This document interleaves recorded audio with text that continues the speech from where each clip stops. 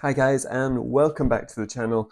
And today, as promised, we're going to be looking back at the weekend just passed. Actually, not just passed as I'm recording it was the weekend just passed, but the weekend before the weekend just passed as you're watching this. So we went down to the WKA Scottish International Open in Motherwell and competed at that.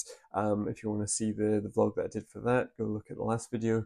And today we're going to talk about my fight in particular. So I was competing in the veterans points fighting 80 to 90 kilo category.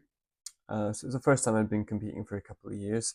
So in the run up to it, I was a little bit nervous. Plus, it was at like 6 o'clock in the evening, and we'd been there since about 9 o'clock in the morning for the weigh-ins. So it'd been a long day. Like I say, I was feeling a little bit nervous in the run up to it. So my legs were kind of jellified. So obviously didn't want to let my opponent know that though. So I was all bravado going onto the mats, running around the mats and getting warmed up and stuff like that.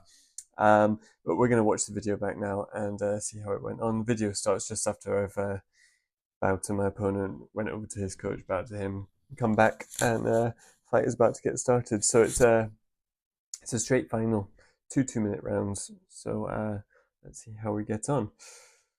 4. Referee starts us off at our starting positions. Make sure the corner judges are ready. Let's fight. And I go straight in there for the first point. Okay, so this is something I've been working on a couple of weekends before. We'd gone down to Livingston for a tatami clinic seminar, and we were training points fighting with Elijah Everell. And this is one of the things he uses in his fight. So a couple of times, either at the start of the fight or after your opponent's just scored on you and then maybe just kind of a little bit relaxed, looking at the scoreboard or whatever, you can use this blitz to score an easy point. So it's just that kind of slide in and then take off with the blitz straight away. So I think just like that, my opponent maybe wasn't quite switched on for the start of the fight, wasn't expecting me to come out and attack so quickly. And so that was an easy point to go 1-0 up for me. Next one, so I just blitzed in with a hand, so I wanted to go with the legs next and kick through. Our legs kind of clashed, and I was just the first one to get through with a punch afterwards. So that put me 2 points up, which is a nice start. And then so he steps up to his kicks here, and I was trying to land a hook kick on him there. So I knew when he was coming forwards, because he was taking that little step, that just gave me a second to get my leg up around and try and kick him in the head with the hook kick. Unfortunately, though, I either just missed or didn't quite land properly, and his side kick actually landed on me. So I didn't quite get that one right. I should have covered up a little bit more and blocked his side kick, but he got the point for that. And that was another thing we'd been working on at the tatami clinic, trying to land that hook kick as a counter. And it didn't quite work for me that time, but I do try it again later in the fight, so keep your eyes peeled for that. So that's 2-1 at that stage.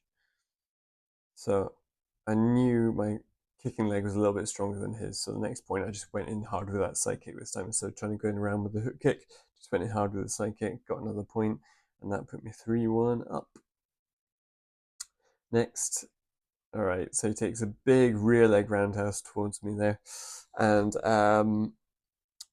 it was yeah, I wasn't quite expecting it because the first few points he'd been a little bit on the back foot and not really coming forwards, and that was the first time he really came towards me with anything. And so that rear leg roundhouse caught me off guard, took me off my feet. You can see the centre referee was scoring the point to me, I think, just for the kick that I scored in there. What you can't see is one of the corner referees was scoring the point against me. So I kind of made a bigger deal out of it than what it actually was, because the kick sort of hit me on the top of the cup, and I sort of made out as a sort of a groin shot. It did hit me in the cup, but it wasn't enough to knock me over or anything like that. It was just literally I slipped over, but I managed to get the point ruled out anyway. So I was happy to play up to that a little bit. So Shame. it's not a shame. Shameless. It's just part of the game. Part of the game we played to try and win. Next point. Unsporting like. So there, for the next point, he tries to land a spinning kick on me. Now he does this quite a lot during the fight. Tries to land spinning kicks on me, which is awesome. I have to say, give him kudos for that because spinning kicks always look good. But I think over the course of the fight, it cost him more points than it really scored him. Basically, because spinning techniques in points fighting is such a big motion, it takes so long to come around. It's quite easy to time how to A, miss it, and then B, go straight in afterwards and score it. So I blitzed in straight after the spinning kick, missed me. I did actually just hit him on the arm though. I didn't hit him in the body, but the referees gave me the point anyway, so I was happy to take that one again. So he wasn't too happy about that. You can see he's kind of pointing towards his arm, and it was like, fair enough. Like, it shouldn't have been a point, but I got it scored. At the end of the fight, that kind of evens out a little bit because there's one or two of my techniques that don't score that maybe should have scored. I think it kind of evened out towards the end, so I'm not too don't feel too bad for him anyway. So yeah, we just touched gloves there as an acknowledgement of the fact that my punch didn't land, and then he managed to get one back on me pretty quick there. So now I'm starting to relax a little bit. The nerves are starting to wear off, and I'm I'm a couple of points up, so I'm playing a little bit more defensively now, just like trying to get him to come on to me. I like using things like my defensive psychic and my defensive back fist. So yeah, I'm just trying to sort of set him up for that now. I think on this occasion, yeah, I just waited a bit too long, and he managed to get around my psychic and score the point. So that's me just being a bit too relaxed. Aim at him a bit more aggressively with the psychic there. Again, he goes for the spin, misses, and then I go in with the punch and score that. One of the corner judges did score a spin kick, but I don't think it landed. Next one, and again, he's coming forwards there. It was close there, whether it was my defensive psychic or his punch that landed. Referees, I think 2-1, they scored his punch, but then straight away again, I went in with that blitz. He made the kind of mistake that you don't really ever want to make in points fighting, is he kind of opened up his body, and he threw a front kick at me, which was perfectly good technique, but my blitz was quick enough and long enough that I was able to beat his leg up and score that punch to the body. So if you're ever points fighting, just make sure you never open up your body like that, because even to the referees, they can see that scoring area nice, big and large. It's a lot easier for them to score that point than it is maybe him sneaking in a little front kick against my side. So again, that was an easy point for me. Just readjusting to the outside of the area, making sure we're not starting too close. That was the thing, I was always kind of trying to come forwards, and he was playing a little bit more on the back foot, trying to counter me, so I started playing him at his own game, and trying to land my defensive techniques, because his blitzes aren't that quick, so I'm getting a couple of defensive sidekicks in there. Happy to wait for him to make the move. We're getting towards the end of the round now. Not a lot going on. Another sidekick there, right on time. So yeah, that was end of the first round. So a few points up at that stage. Happy with that. Again, like I said, I was really nervous at the start of the fight, so getting that few points up ahead, that really helped me relax. Maybe a little bit too relaxed at times, but we had a 4-point gap there. That's 8-4 at the end of the first round, so I was feeling pretty confident going into the second round. Some of the things I've been trying had been working, some of them hadn't. So it was a case of just kind of doing more of the same in the second round, because I don't think he really changed anything in the second round. It was maybe a little bit more urgent coming forwards because he was 4 points down, but I was able to keep playing on that counter and defensive. So that was a sneaky back fist I scored in there just before he landed his punch. The side kick, I think the kick was a little bit low there, that's why I didn't score. So he lands his first spin kick. So he's been trying this all throughout the fight. I think that's the third time he's tried a spin kick on me, and that was the first one that landed. So I was a little bit annoyed that he landed that on me, and you'll see later in the fight, I try and land one back on him as a sort of tit for tat. I didn't really like the fact I'd given away that point. That felt like a little bit of a soft one. I don't like it when people score spinning kicks on me like that. So again, I'm a little bit more hesitant to come forwards because I know he's waiting for that spin. And again, wait long enough, he comes forwards and I can score that kick. He goes for the spin again. This time he falls over. I think in this rule set, you're not allowed to follow through on an opponent who falls over. So in some rule sets, you'll have like a 3-second rule where if they slip over or fall over, then you've got 3 seconds, you can follow up and score a punch. and get your point. But in this rule set, as soon as he went down, it was the fight was stopped. So it was just a slip, I think, from his spin. It wasn't like I knocked him over or anything like that. He just slipped over. So that was a bit of a shame because I like that 3-second rule. So carrying on, he's back up on his feet. No score. Again, he's coming forwards now, straight onto the defensive side kick, and he takes me out, he takes my coach out, he takes the chair out, he takes the rail out behind me.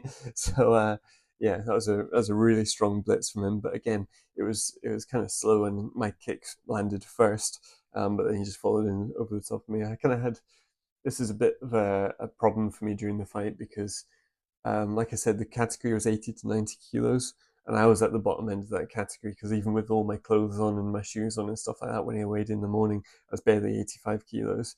And then you can see from the video that he's quite a heavy set guy, so he would have been up towards the 90-kilo section. So every time he was coming forwards, he was hitting me hard and he was driving through me and really pushing me about a little bit. So throwing his weight around a little bit, which is fine. I've got no problem with that. But yeah, he did take out my coach. Luckily, Jamie was fine. Got him stood back up. But yeah, my sidekick scored there. 2-1 with the judges. 5-10 up towards the last minute of the fight. Starting to use my angles a little bit more there, stepping off. I wish I'd done that more during the fight. I was a little bit too backwards and forwards, and I should have been kind of moving around a little bit. But again, too quick with the kick. He's not able to close that distance on me. And then he's just rushing forwards. I mean, basically just walked forwards in open stance, so I was just able to boop, step forwards, score the back fist. That was one of the easier points I scored in the entire fight. 12-5 at that point. And I think he's pretty much given up now. 7 points down and only a few seconds left. And that was my spin, my attempt at a spin kick. And it landed. I mean, you can watch the video back. It landed. He stops fighting. I stopped fighting. We're both like waiting for the referee to shout the stop and score the point. But none of the referees saw it, which is crazy. Like I can excuse the centre referee. She was on the blind side of it, but the two corner judges should have seen that. That was pretty much clear as daylight, and you can see it in the video there. So a perfectly good spin back kick. I'm really happy it landed, but unfortunately he didn't score a point there. So basically continues on from there, and then he gets his point there. I think that was his last point of the fight. And then we're 6-12 at this stage. Again, he's coming forwards, walking onto my side kick. Nice easy point for me, 13-6. And then we're just getting towards the end of the fight now.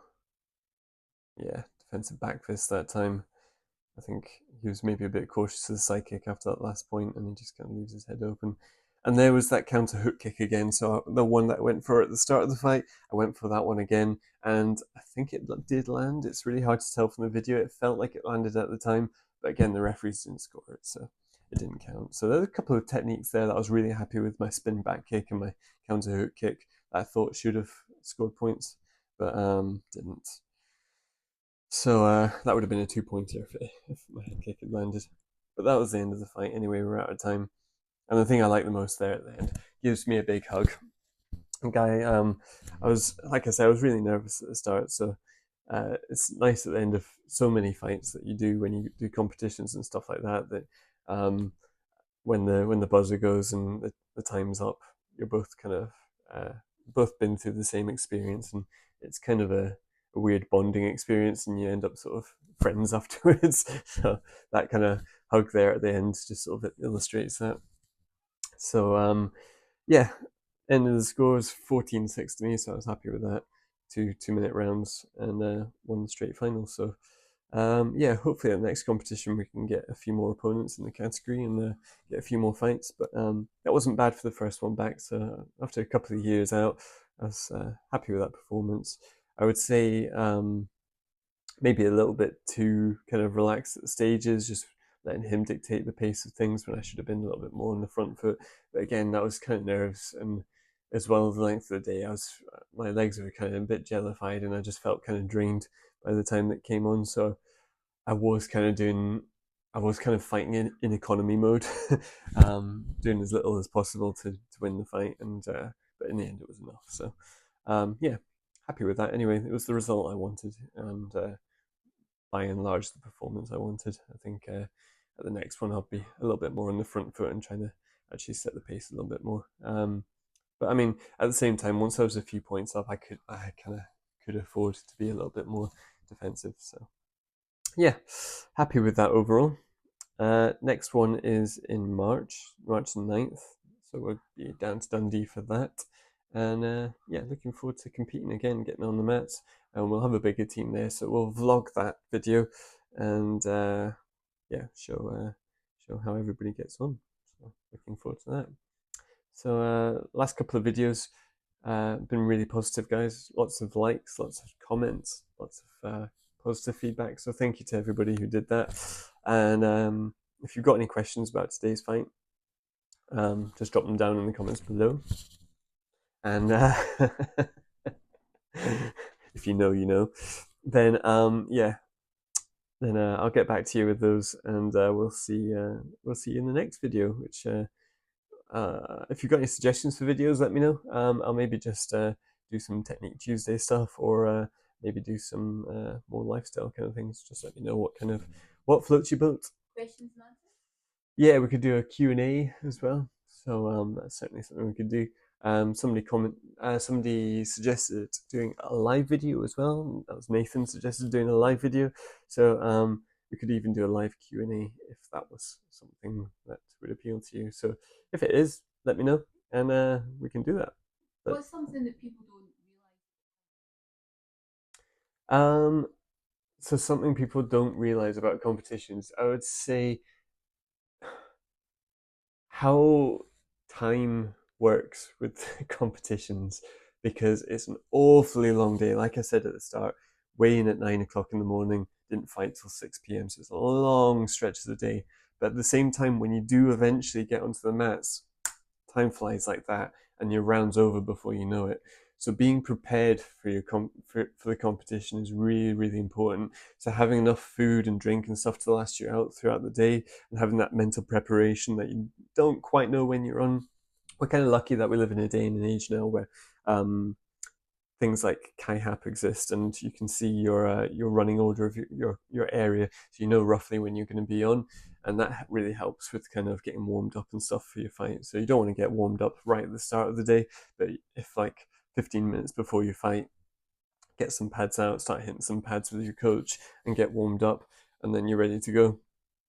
So it's kind of preparation for the length of the day, but also how quick things go, because you don't want to be kind of walking onto the mats cold, because you really in 2 minute rounds you really not got time to warm up. And the same thing is with a 1.5 minute round. If you're not warm going into that fight, then if you're treating the round as your warm up, then you can have the fight so quickly run away with you. Like we saw in my fight, the guy was 4 points down within 30 seconds, and at that stage you find yourself chasing the fight. So if you're not properly warmed up and ready to go, then you don't really want to be fighting back from a deficit like that.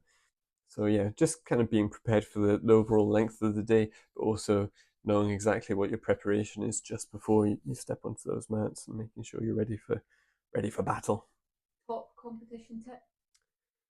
Top tip, um, hydrate. I think when my first ever competition I did, and we're talking way back in the day now, my first ever competition we travelled down south, and I didn't take enough water with me, and the car journey down, I developed like a splitting headache, and then the stress of the day as well, because we travelled down the day before, and we stayed in a hotel room, and I was staying in a room with other people, and they were up late, and I didn't get a proper night's sleep, so I had a throbbing headache when I woke up the following morning, and then obviously weigh-ins and stuff like that, you're worried about your weight, so you don't eat properly going into that. So I just ended up like completely drained, and just feeling awful for my first ever competition, because I hadn't eaten properly, I hadn't drunk properly. So yeah, I think diet plays a huge role in competitions. That would be my top tip thing. It's just staying properly hydrated, and if you're not worried about weight, that helps out a lot. If you're in a weight category that you comfortably walk around at every day, but if you enter yourself in a lighter category where you're going to have to starve yourself a bit and cut weight, it's not something I recommend because it really does affect your performance on the day. Like I say, if you've only got a 2 minute round, it makes a big difference. So You, yeah. you could do a video about kind of like food, like nutrition, what you recommend, advice for competition. And last but not least, what's your favourite thing? Winning. You know what? It's and it's not just for me. Like as a coach, seeing my fighters win, it gives me such a buzz. Like because I know how much hard work goes into training. I know how much sacrifice goes into training as well. You know, you're giving up your weekends and your days and your evenings and your mornings and things like that to get out running and practice your drills and you go in there for sparring and everything like that and the hours and days and weeks and months of training in the run up to a competition. I know how much it takes. So to get that reward for it, it's the best thing ever. It's made sweeter by the fact that usually you have to go through a lot of defeats to get your first wins. Like it's you're doing well if you're a brand new fighter and you just start winning straight off and you never lose. Everybody loses at some point, so that makes the winning even sweeter as well. So yeah, that's my favorite thing about competing. Well, you would have to ask my wife that. So I'm not going to answer that question. Anyway, thank you for watching, guys, and we'll catch you in the next video. Have a great one, and make sure you're getting to training this week and learning something new. Thank you.